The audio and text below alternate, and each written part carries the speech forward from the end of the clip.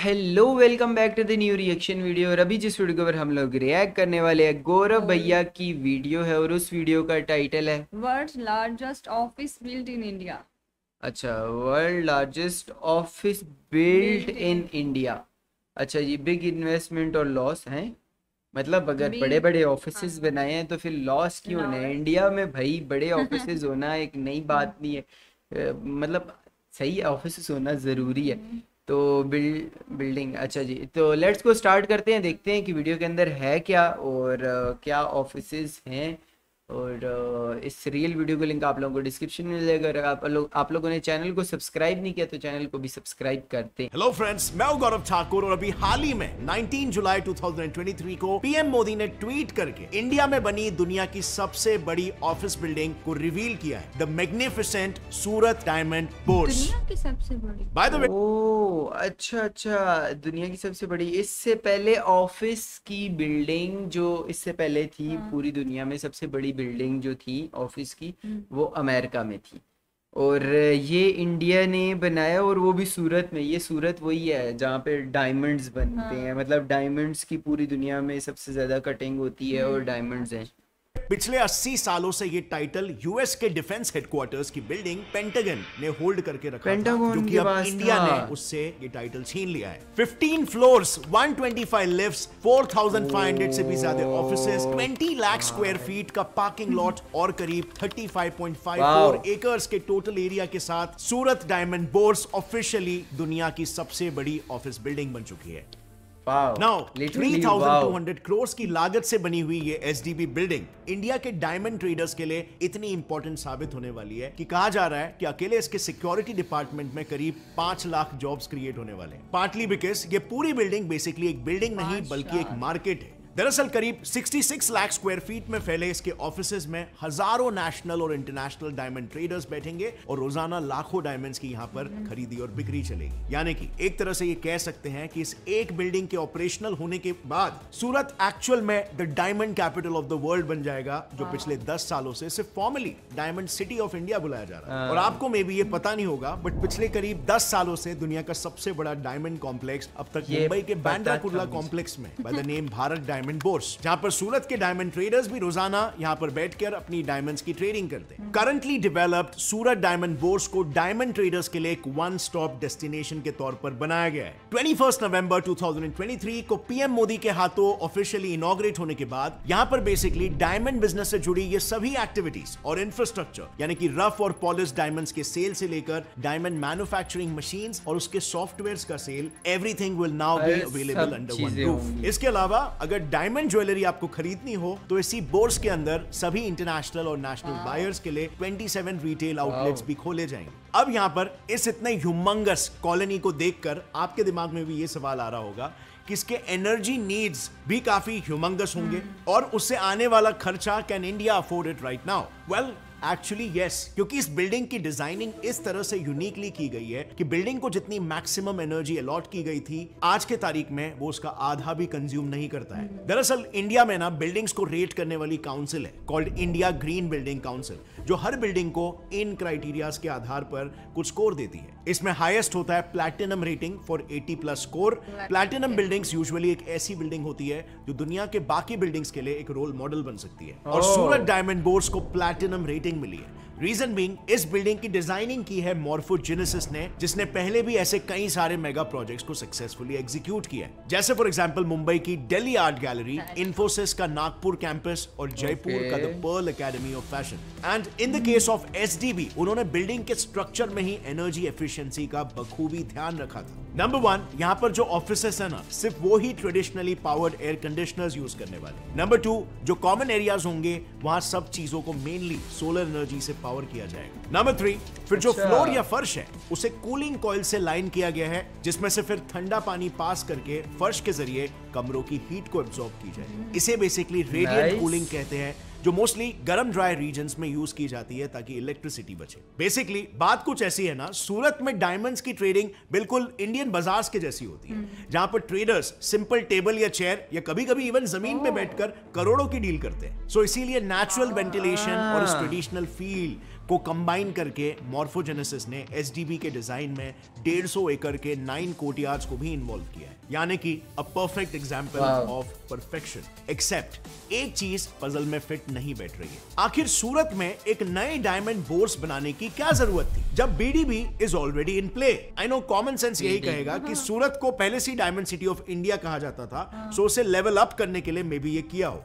But यहां पर एक सवाल उठता है कि आखिर सूरत को डायमंड सिटी ऑफ इंडिया बोला ही क्यों जाता है, जबकि इंडिया तो छोड़ो, पूरे एशिया का सबसे बड़ा डायमंड प्रोड्यूसर तो मध्य प्रदेश है, स्पेशली उसका पन्ना डिस्ट्रिक्ट। सो इस दिशा में हमने जब थोड़ी सी रिसर्च की तब पता चला कि इंडिया में डायमंड माइनिंग में तो सूरत का कोई बड़ा रोल तो है ही नहीं। बस ब्रिटिशर्स द्वारा इंडियन इंडस्ट्री के डिस्ट्रक्शन के बाद इंडिया की डायमंड इंडस्ट्री को फिर से ग्लोबल बनाया है सूरत ने ही, और खास करके सूरत के 2 भाइयों ने। सो अमेरिका के स्मिथसोनियन इंस्टीट्यूशन द्वारा लेड एक रिसर्च में यह सामने आया कि 600 बीसी से भी पहले एटलीस्ट वेस्टर्न इंडिया डायमंड्स, उनकी स्ट्रेंथ और उनके यूज, इन तीनों के बारे में जानता था और उसकी कारीगरी में माहिर हो चुका था। उसके बाद कई सदियों तक, अर्ली 18th सेंचुरी तक, पूरी दुनिया में इंडिया इकलौता ऐसा देश था जहां डायमंड माइन डिस्कवर हुआ था। और मैं बात कर रहा हूं प्रेजेंट डे आंध्र प्रदेश और तेलंगाना के बीच पड़ने वाले गोदावरी डेल्टा रीजन की। एंड सो इतिहास में हमें यह मालूम पड़ता है कि throughout centuries, and I am talking about more than 2000 years, India single handedly diamond industry को रूल कर रहा था। इनफैक्ट सभी ग्लोबली फेमस डायमंड्स, जिसकी Kohinoor, Nizam, Hope diamond, Regent diamond, Great Mogul diamond and the Orlov diamond, ये सभी India ने ही produce किए हैं। इसके बाद जब इन 2 जगहों पर 2 और डायमंड माइंस डिस्कवर हुए तो धीरे धीरे करके बाकी कंट्रीज का डायमंड बिजनेस में डोमिनेंस बढ़ने लगा। एंड साइमल्टेनियसली ब्रिटिशर्स की वजह से इंडिया का डायमंड बिजनेस ऑलमोस्ट ठप हो गया। And now this finally change तब 20th सेंचुरी की शुरुआत में गुजरात के पटीदार कम्युनिटी के 2 भाई,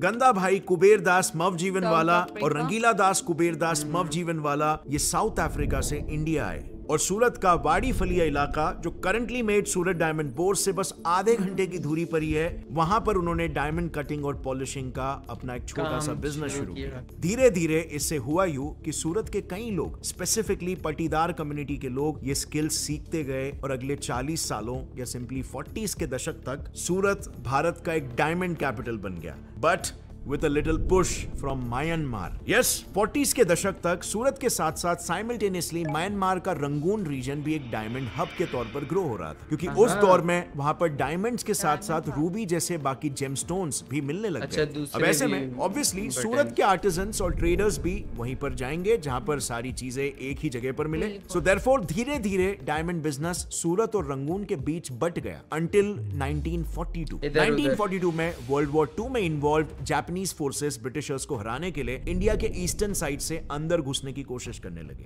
और इसी बीच उन्होंने रास्ते में पड़ने वाले म्यांमार पर पूरी तरीके से अपना कब्जा जमा लिया। इन अटैक से जैसे ही ट्रेडर्स और आर्टिसंस को खतरा महसूस हुआ, वो तुरंत रंगून से दूर भागे और अपना डायमंड बिजनेस उसी वक्त के सेकेंड बेस्ट लोकेशन यानी कि सूरत में कंसंट्रेट करने लगे। और बस यहीं से फिर सूरत की डायमंड ग्लोरी की शुरुआत हो गई। ऊपर से अगर आपको पता होगा तो सूरत भी मुंबई की तरह एक पोर्ट सिटी है जो तापी नदी के किनारे पर बसता है, और यही वजह है कि आज सूरत में दुनिया भर के 80 से 90% डायमंड्स की कटिंग और पॉलिशिंग होती है, और डायमंड्स हमारे इंडियन एक्सपोर्ट का एक मेजर पार्ट है। And this might be very surprising for many of you, but this is a fact. हम में से ज्यादातर लोग सिर्फ ये जानते हैं कि हमारे एक्सपोर्ट में एक मेजर कंट्रीब्यूशन पेट्रोलियम प्रोडक्ट्स और आईटी वगैरह का होता है। बट गेस व्हाट, इंडिया के टोटल एक्सपोर्ट कंट्रीब्यूशन में 3rd प्लेस पर जेम्स और ज्वेलरीज आते हैं, और उसमें भी 50% से ज्यादा शेयर अकेले डायमंड्स का ही है। और बस इसी चीज को मद्देनजर रखते हुए इंडिया ने भारत डायमंड बोर्स के साथ साथ उसी का एक एक्सटेंशन सूरत में भी ओपन करने का फैसला किया in the form of Surat diamond bourse. Actually ना फ्रेंड्स, फिलहाल के लिए इंडिया ने अपने लिए एक गोल सेट किया कि इस इंडस्ट्री के एक्सपोर्ट्स उन्हें 2027 तक $100 बिलियन के मार्क तक पहुंचाना है। अब जेम्स और ज्वेलरी इंडस्ट्री इतनी वाइड और डायनामिक है कि वो करंटली ऑलमोस्ट 50 लाख लोगों को जॉब प्रोवाइड कर रही है, जो कि डायमंड्स की मैन्युफैक्चरिंग से लेकर उसकी कटिंग और पॉलिशिंग तक ऐसे अलग अलग ऑर्गेनाइज्ड और अनऑर्गेनाइज्ड कामों में डिस्ट्रीब्यूटेड है। अब ऐसे में सिंस डायमंड बिजनेस का सबसे पहला स्टेप यानी कि डायमंड माइनिंग आजकल मोस्टली इंडिया के बाहर ही हो रहा है, यू नो, बिकॉज इंडिया के माइंस अभी डिप्लीट हो रहे हैं, सो इसीलिए फिलहाल इंडिया रफ डायमंड्स दूसरे देशों से इंपोर्ट करता है। Import लाइक कर फॉर रहा है। एग्जांपल रशिया की एल्रोजा कंपनी, ये दुनिया की लार्जेस्ट डायमंड माइनर है, जिसके द्वारा माइंड रफ डायमंड्स का नियरली 1/3 हिस्सा इंडिया के पास आता है। इसके बाद यहाँ पर फिर इंडिया के आर्टिजन्स उन्हें बारीकी से पॉलिश करते हैं और फिर अंत में ये फाइनली पॉलिश डायमंड्स एंटवर्प यानी बेल्जियम पहुंचता है, जो डायमंड्स का इंटरनेशनल ट्रेडिंग हब है और जिसे currently diamond capital of the world कहा जाता है। यानी कि ओह, बेसिकली अगर सूरत बेल्जियम डायमंड में। बोर्स अपने फुल पोटेंशियल को रीच करता है तो सूरत सिटी इसी एंटवर्प का टाइटल छीन सकती है, जिसे ओरिजिनली बाय द वे ये टाइटल इंडियंस ने ही दिलाया था। दरअसल अगर आपको एंटवर्प की कहानी नहीं मालूम तो एंटवर्प के 3/4 डायमंड बिजनेसेस पर आज की तारीख में भी इंडियंस का ही कंट्रोल है और दुनिया के 90% अनकट और 50% पॉलिश डायमंड्स वहीं पर बिकते हैं। इनफैक्ट आज एंटवर्प में मौजूद वर्ल्ड की लार्जेस्ट डायमंड मैन्युफैक्चरर कंपनी रोजी ब्लू भी एक Indian origin person Arun Kumar Mehta की है और ऐसे ही सैकड़ों कंपनीज वहां पर भी बड़े बने हैं Indian, बिकॉज ये सभी अपने दूसरे डायमंड्स की countries कटिंग में और भी। पॉलिशिंग सूरत में करवाते हैं, स्पेशली गुजरात के पालनपुर में स्थित जैन से जो उनके रिश्तेदार हैं। यानी कि अब बस एक आखिरी सवाल यहाँ पर उठता है कि क्या सिर्फ सूरत के इन डायमंड प्रोफेशनल्स को फैसिलिटेट करने के लिए बाकी नेशनल और इंटरनेशनल डायमंड प्रोफेशनल्स मुंबई के भारत डायमंड बोर्ड से शिफ्ट होकर सूरत के डायमंड बोर्ड जाएंगे में या अपना बिजनेस खोलेंगे कि नहीं? क्योंकि एसडीबी के पहले सूरत डायमंड की कटिंग पॉलिशिंग तो करता था, लेकिन उसकी ट्रेडिंग के लिए उसके डायमंड प्रोफेशनल्स मुंबई पर ही डिपेंडेंट थे। As I said earlier, Mumbai का Bharat diamond board presently India का मेजर डायमंड ट्रेडिंग हब है। अब ऐसे में सिंस बीकेसी पहुंचने के लिए सूरत के डायमंड मर्चेंट्स को रोजाना 3 से 4 घंटे ट्रैवल करके मुंबई आना पड़ता है या फिर ऑल्टरनेटिवली परमानेंटली मुंबई सेटल होना पड़ता है, सो नेचुरली एसडीबी उनके लिए ज्यादा बेहतर ऑप्शन पड़ेगा। बट देन एसडीबी मेजरली तभी सक्सेसफुल हो पाएगा जब मुंबई के ट्रेडर्स भी एसडीबी में अपने ऑफिसेस ओपन करेंगे। अब इसके लिए एसडीबी के डेवलपर्स ने एक तरकीब भी सोची थी। उन्होंने लास्ट ईयर 2022 में एक ऑफर लॉन्च किया था, जिसके अंतर्गत अगर कोई मुंबई का ट्रेडर एसडीबी में ऑफिस बुक करता है तो उसे 6 महीने तक मेंटेनेंस फीस की छूट मिलेगी, यानी कि 0 मेंटेनेंस फीस फॉर 6 मंथ्स। और इसी के साथ बिल्डिंग के रिसेप्शन लॉबी में वहां ऑफिस स्पेस परचेस करने वाले मुंबई ट्रेडर्स का नाम भी डिस्प्ले किया जाएगा। ऐसा दावा भी किया गया था ताकि दूसरे ट्रेडर्स को भी सूरत शिफ्ट होने के लिए एक मोटिवेशन मिले। बट यू सी, पूरे सूरत सिटी के साथ ही कुछ मेजर दिक्कतें भी है। यू नो, डायमंड बिजनेस का नेचर ग्लोबल होता है, जिसमें कनाडा, रशिया और अफ्रीका के माइन से डायमंड्स निकालकर इंडिया से होते हुए एंटवर्प, न्यूयॉर्क, हांगकांग, दुबई ऐसे फैशन इंडस्ट्री से रिलेटेड जगहों तक पहुंचता है। यानी कि इंडिया एक तरह से डायमंड माइनर्स और डायमंड बायर्स के बीच का एक कनेक्टिंग लिंक है। अब ऐसे में फ्लाइट कनेक्टिविटी डायमंड इंडस्ट्री का एक क्रूशियल पार्ट है। पर you know what the problem is, एक तरफ जहां पर मुंबई का international airport daily 1000+ flights handle करता है, बोथ डायरेक्ट एंड इनडायरेक्ट, वहीं दूसरी तरफ सूरत एयरपोर्ट सिर्फ यूएई के शारजा तक ही डायरेक्ट फ्लाइट अवेलेबल करवाता है।